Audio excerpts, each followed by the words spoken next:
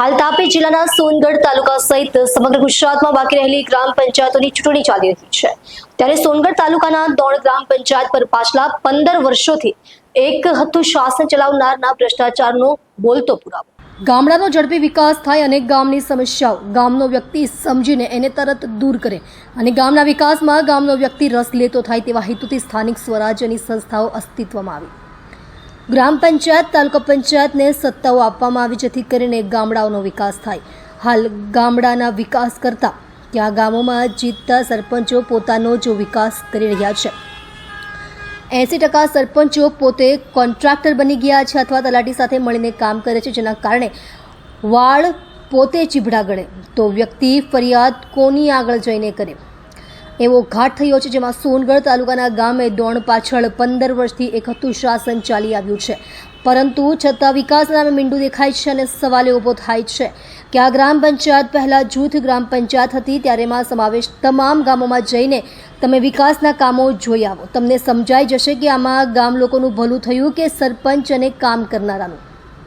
આ ગામડાઓમાં પાણીની સમસ્યા, રોડ રસ્તાની સમસ્યા, પાછલા વર્ષોમાં થયેલા જે પણ કામો તમે તપાસશો તમને ભ્રષ્ટાચાર જ દેખાશે। ગામના વિકાસ કરતા વ્યવહાર કરનારાઓને પોતાના વિકાસમાં વધુ રસ હોય એવું સ્પષ્ટ દેખાતું હતું। ત્યારે થોડા સમય પહેલા દોણ ગામમાં થયેલ રસ્તાના કામનો એક વિડીયો સામે આવ્યો છે।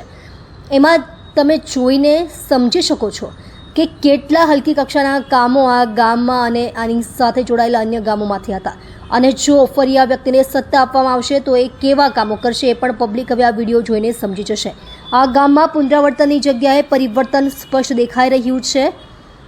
ત્યારે જો આપના ગામમાં પણ સરપંચનો ઇલેક્શન હોય અને આપ પણ ત્યાં થઈ રહેલા ભ્રષ્ટાચારને ઉજાગર કરવા માંગતા હોય તો 9313068789 નંબર પર પોતાના ગામનું નામ અને પોતાનો નંબર નાખી દો।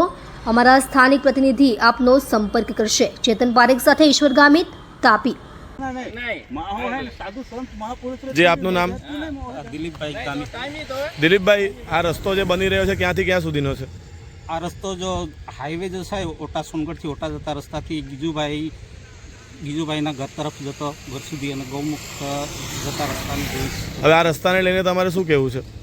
આ રસ્તાને લઈને તો હું સરકારશ્રીએ મંજૂર કર્યો છે અને સરકારશ્રીએ ગ્રાન્ટ આપી છે તો ટકાઉ રસ્તો બનવો જોઈએ, એસ્ટિમેટ પ્રમાણે થવો જોઈએ। જે જવાબદાર અધિકારીએ સ્થળ પર આવીને તપાસ કરવી જોઈએ। તમારે આ રસ્તાની તપાસ કરવા કોઈ આવેલું? ટીડીઓ સાહેબ આવેલા, ચાલુ કરેલું, ત્યાર પછી પણ એને પણ સૂચના આપી છે, પણ સૂચના પ્રમાણે જે કામ થવા જોઈએ એ કામ થયું નથી। શું સૂચના આપેલી એમણે? સૂચના સ્થળ પર આવીને કે એસ્ટિમેટ પ્રમાણે બનાવો અને જે કંઈ એસ્ટિમેટ પ્રમાણે જે કંઈ હોય અને કરતા હોય તો એમની સાથે જ હાજર ઇજનેરને સૂચના આપી હતી કે રૂપિયા કાપી લો, 4 લાખનો હોય તો 2 લાખ રૂપિયા કાપી લેજો એવું કીધેલું છે। અત્યારે આ રસ્તામાં બાબતે તમે બીજું શું માંગો છો કે આ રસ્તામાં બીજું શું હોવું જોઈતું હતું?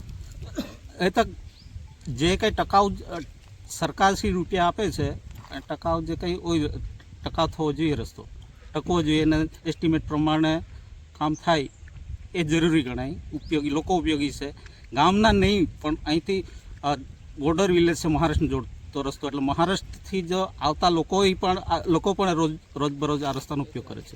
જી જી, આપનો પરિચય? દેવજીભાઈ, ક્યાં રહેવાનું તમારું? ગોમુખ ફળ્યું। શું માંગ છે તમારી આ રસ્તાને લઈને? રસ્તામાં આમ તો કંઈ નહીં, જ્યારે એસ્ટિમેટ બનતો ને ત્યારે નાણાં લઈ લેવાના હતા, નાણાં લીધા નથી, અત્યારે આ રસ્તા પરથી બધું પાણી જાય। હવે નાણાંની લેવાના કારણે શું નુકસાન થશે? એમાં આવતા જતા લોકોને પેલા લપસી જાય, પડી જાય ગાડીઓ પોતે અને ઈજા થાય। એટલે આના પર ત્યારે પેલા રસ્તા પર નહીં પાણી આવે, નીચેથી નીકળી જાય। તો એસ્ટિમેટ બનાવતા પહેલાં તમને બધાને જાણ કરેલી, પૂછેલું ખરું? કંઈ નથી જાણ। તો તમારી માંગ શું છે? અત્યારે મારું માર તો અત્યારે બની જવું જોઈએ। હા, જમા પહેલાં નાડું? જી, ધન્યવાદ।